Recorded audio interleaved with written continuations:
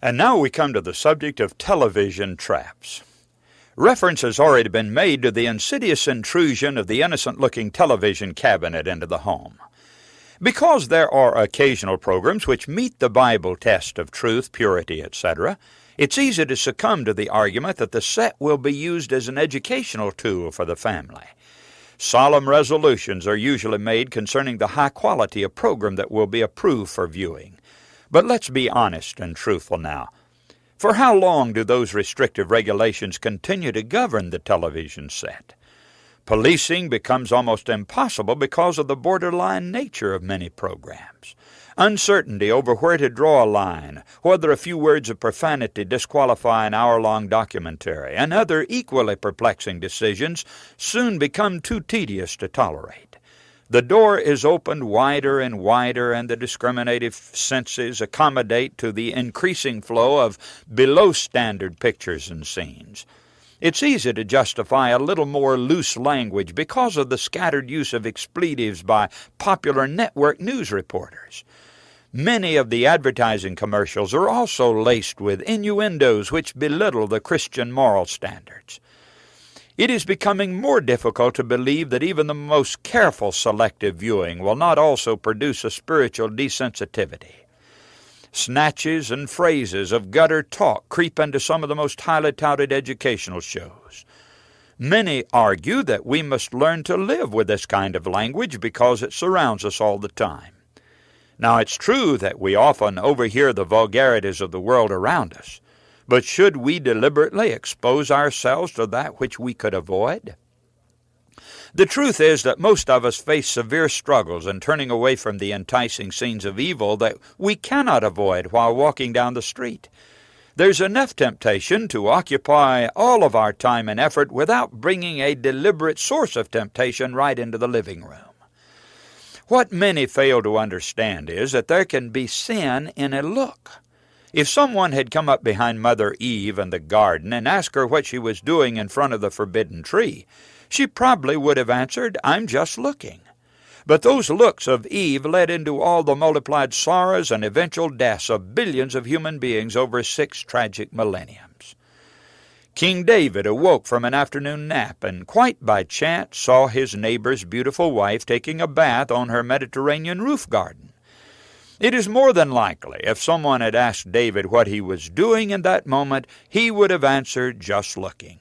But those looks led to adultery and murder, sins which influenced a nation to forget God. The results of his immorality with Bathsheba so marked the family of David that 4 of his own children were taken from him by tragedy or apostasy. How bitterly he later lamented the scarring consequences of his innocent looking. The indelible influence of mental patterns cannot be overemphasized. By beholding, we become changed. Thoughts are produced by what a person sees. In Proverbs 23:7 we read, "For as he thinketh in his heart, so is he." Now this brings us to one of the most awesome reasons that television can be detrimental to the Christian life. It is based upon the principle of vicarious or mental participation in sin. Jesus declared, "Ye have heard that it was said of them of old time, Thou shalt not commit adultery. But I say unto you that whosoever looketh on a woman to lust after her hath committed adultery with her already in his heart." Matthew 5:27 and 28. Now please note that the mind is capable of creating such realistic mental pictures that people actually become involved in the imaginary scenes. The participation is so real that Jesus said we are held accountable for what we permit our minds to dwell upon, just as though we were going through the physical act itself. Since the brain is the decision center for the body, every act performed must first be conceived in the mind before it can be translated into action. The brain, through the vast nerve communication system, sends the message for hands, feet, or other physical organs to go into action. This, by the way, is the precise point of the strongest temptation. Harboring the mental picture until it transmits the order for the body to act is so presumptuous and so debilitating to the will that few people are able to turn back from obeying the order. The Christian's only sure protection from sin is to reject the thought or imagination of evil which Satan seeks to impose on the mind. Once the evil deed has been harbored and pondered, even though only as a thought, the incredible intimate relationship of mind and body begins to produce physical reactions. With the speed of electricity, the brain sends out the message alerting the entire body to the contemplated action. Now the mind and body unite in bringing pressure for the person to perform the act. But let us suppose that it's impossible for the person to carry out the physical indulgence prompted by the mind. Perhaps a lustful attitude has been produced in the thoughts, but there is no one with whom to participate in the act of sin. Or, if the person is a Christian, he might have such strong inhibitions against the contemplated act that he will resist carrying out the impulses of the mind. In this case, the sin exists only in the imagination. But such is the power of thought that in God's sight the vicarious mental performance of the sin is counted as serious as the physical indulgence itself. Now let's apply this principle to the watching of television. Nowhere do we see a more vivid demonstration of vicarious participation. Even though the viewer may be mature enough to know that the scene is only a fabricated pretend situation, yet he becomes as emotionally involved in the picture as if he were actually living out the experience. The heart pounds with fright, the eyes fill with tears, and the viewer is mentally projecting himself into the scene. Whether fighting and shooting his way out of a desperate situation, suffering the trauma of incurable disease, or yielding to the excitement of a provocative bedroom scene, the viewer is caught up in the plot, taking part by proxy in the adventures of the hero or heroine. Jesus said that this kind of participation is just as wrong as the actual physical involvement. Try to imagine the fantastic strategy of Satan in his use of the television media. It staggers the mind even to think about it. Here is a situation in which the devil inspires one act of simulated sin, for example, an artificial make-believe portrayal of adultery. But through his manipulation of the emotions, Satan can turn that one acted-out sin into 1,000,000 real sins of adultery, because 1,000,000 people will project themselves into the picture. And in their minds it is not make-believe. It is so real that even their bodies react. The emotions of lust and fear so fully obsess the beholder that even though they can't take part physically in the sin, their minds and wills are affected in exactly the same way as if they were taking part. And more serious still, God holds them just as guilty as if they had done it personally.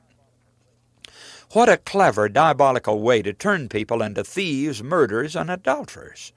Satan only has to work with the scriptwriters and actors to produce the most appealing, realistic, and emotional plots.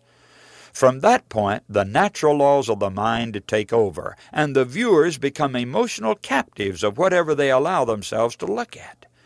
One day they may be living out the experience of shoplifting, the next day of murder, and later of fornication or adultery. To the actors on the screen it is preposterous pretense.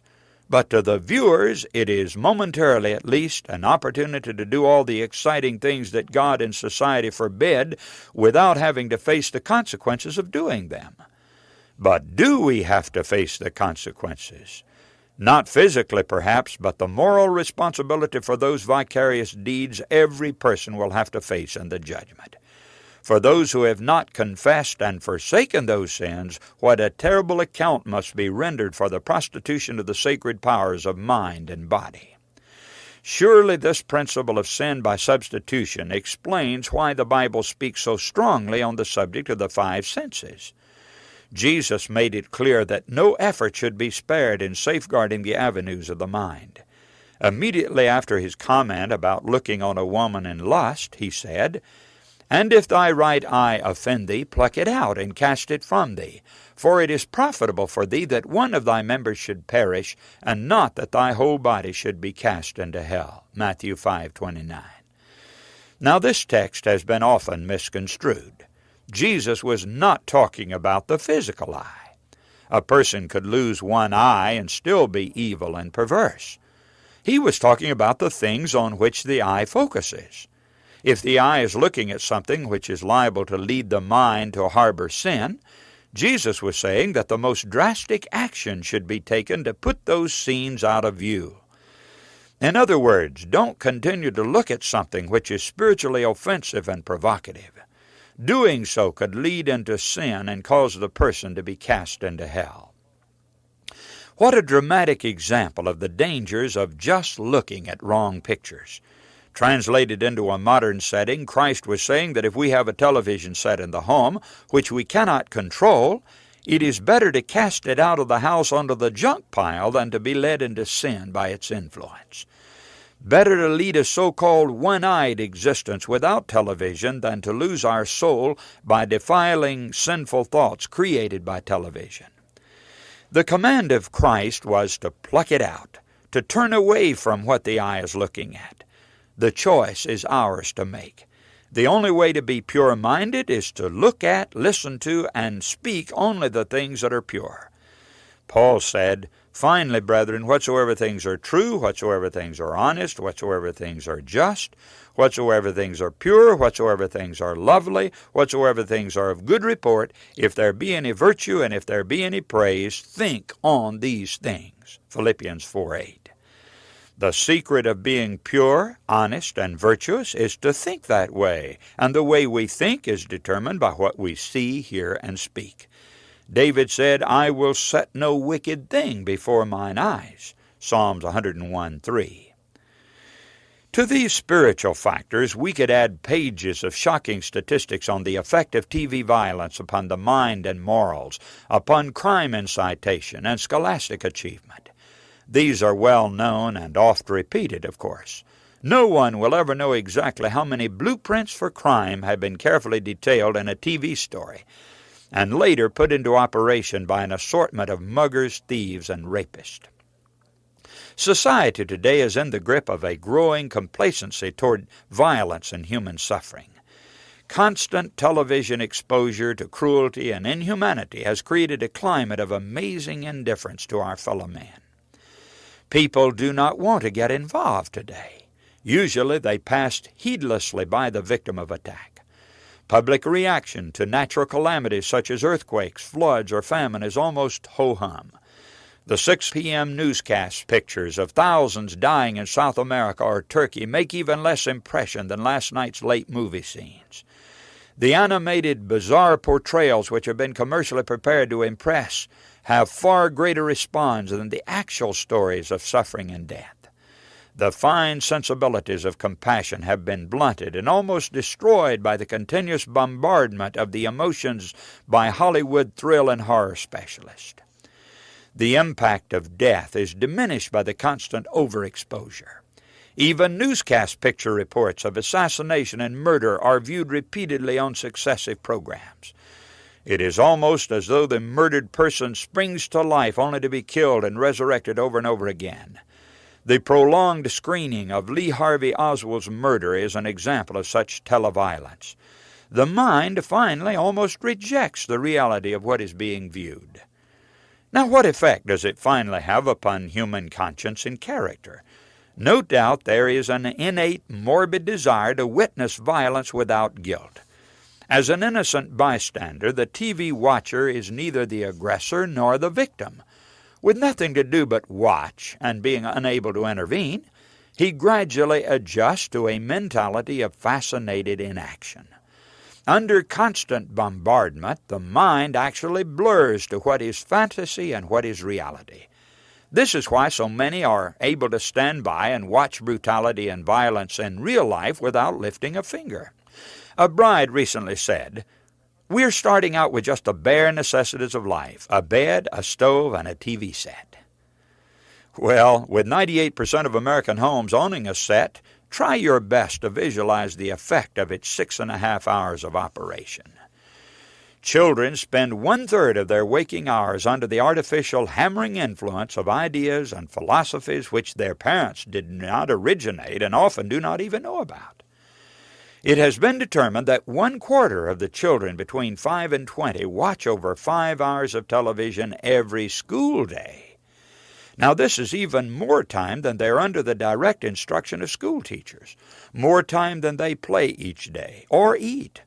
Only sleeping time tops television as the greatest time consumer. Now, what type of message is being literally driven into the open minds of these boys and girls?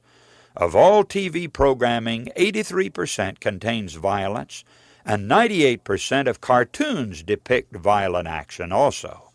In fact, when your children are watching cartoons, they're treated to an average 30 acts of violence every 2 minutes. Western and detective dramas are not much better because 97% of them contain violence. But what about the children who are not old enough to be in school? There are nearly 12 million of them between 3 and 5 years of age. According to the Nielsen Television Index, these preschoolers sit in front of the tube an average of 54.1 hours each week. Think of the power exerted over the pliable minds and emotions of these near babies. For 64% of their waking hours, they absorb the tensions, violence, and nerve-warping inanities of commercial television. Do we wonder why older generations of youth seem to be having difficulty adjusting to real life and people? Dr. Victor B. Klein of the University of Utah has estimated that between kindergarten and age 14, a child witnesses the violent death of over 13,000 human beings on the TV screen. Since the pre-kindergartners are watching 64% of their days, try to imagine how many murders they witnessed beyond those 13,000. No hard-bitten veteran of daily combat ever came near the horrible mayhem and slaughter of the daily TV fare. Perhaps the most conclusive study on the subject of TV aggression was documented by Alfred Bandura and Associates and was published in the Journal of Abnormal and Social Psychology. Their conclusions were drawn from actual observation of normal children measured by reactions of a control group when exposed to screen violence. Their emphatic conclusion was that filmed aggression heightened aggressive dispositions in children. They definitely do imitate the violent behavior which they view on TV programs. In 1969, the National Commission on the Causes and Prevention of Violence gave a report on their exhaustive research. Here is the substance of their conclusions. Quote, "The preponderance of available research evidence strongly suggests that violence in television programs can and does have adverse effects upon audiences, particularly child audiences." End quote. Now, one of the saddest obvious results of child TV addiction is the tragic breakdown in communication with parents. For those 5 crucial hours each day, there is absolutely no interaction with anyone. Dr. D.M. Azimi, chairman of the Department of Sociology and Anthropology at the University of Pennsylvania and Indiana, Pennsylvania, believes that children can hallucinate on shows filled with violence, sex, and aggression. Quote, "Interrupt someone watching TV and notice the deep trance he is in. He'll get annoyed with you for breaking into his drug-like reverie, but if you ask what was just said on the program, he won't be able to tell you.